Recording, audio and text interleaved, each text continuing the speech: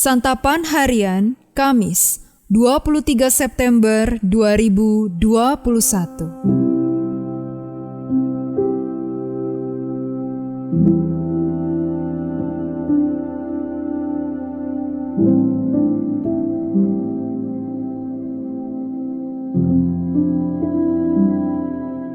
Inilah program Santapan Harian, sebuah program yang mengajak Anda menelusuri isi Alkitab, agar Anda menemukan makna firman Tuhan sesuai dengan konteksnya.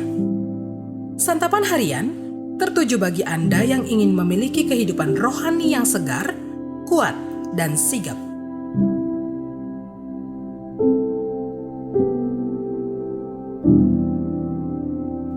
Hari ini kita akan membaca Amos pasalnya yang kedua, ayatnya yang pertama hingga ayatnya yang kelima. Namun sebelumnya, mari kita berdoa. Penuhilah hati ini dengan kasih-Mu ya Allah, dan isilah diri ini dengan kebenaran firman-Mu. Di dalam Kristus Yesus, kami berdoa. Amin. Amos 2 ayat 1-5. Beginilah firman Tuhan. Karena 3 perbuatan jahat Moab, bahkan 4, aku tidak akan menarik kembali keputusanku. Oleh karena ia telah membakar tulang-tulang Raja Edom menjadi kapur. Aku akan melepas api ke dalam Moab, sehingga Puri Keriot dimakan habis. Moab akan mati di dalam kegaduhan, diiringi sorak-sorai pada saat sangkakala berbunyi.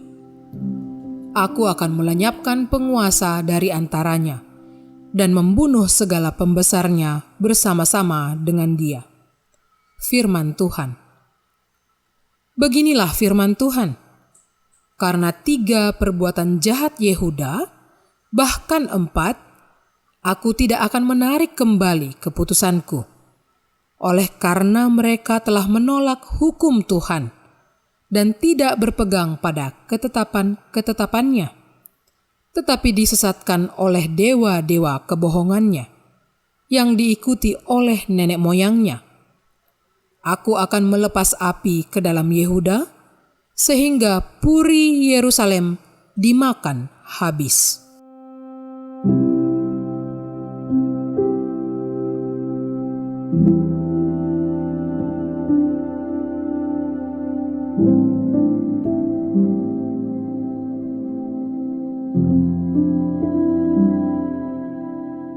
Sahabat Santapan Harian, Tuhan menginginkan agar manusia hidup dalam cinta kasih serta ketaatan terhadap firman-Nya.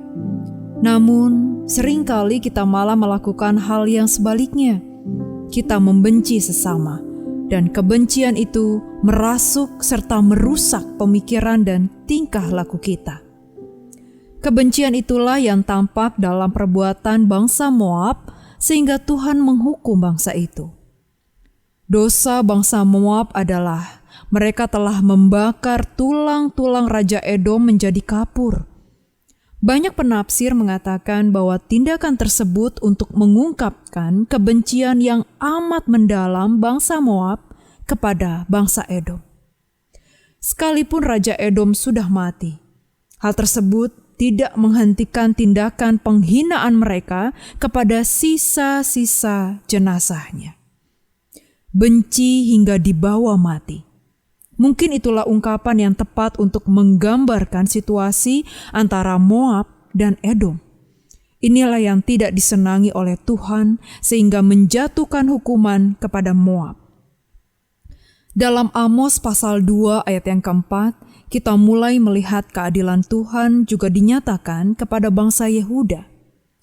Bangsa ini dihukum atas ketidaksetiaannya kepada Tuhan. Mereka menolak hukum dan ketetapan Tuhan dan memilih menyembah ilah lain. Ketidaksetiaan bahkan terjadi turun-temurun.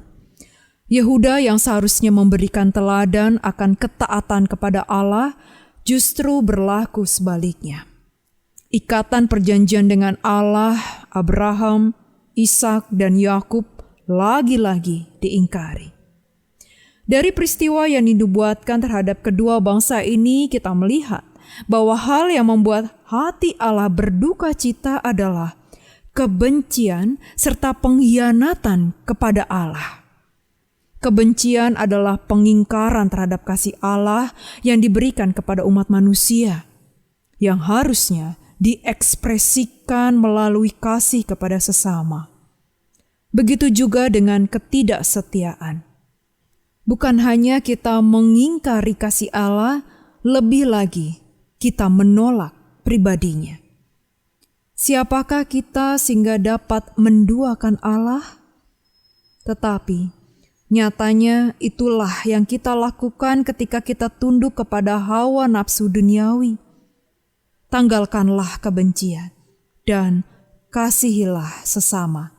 Juga tetaplah setia kepada Allah. Mari kita berdoa.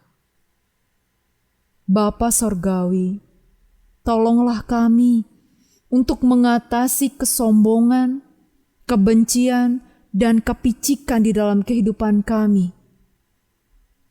Tolonglah kami, ya Bapa, untuk mengampuni serta mengasihi, sehingga kami dapat menjadi teman, bahkan sahabat bagi juru selamat kami, orang lain, dan juga diri sendiri.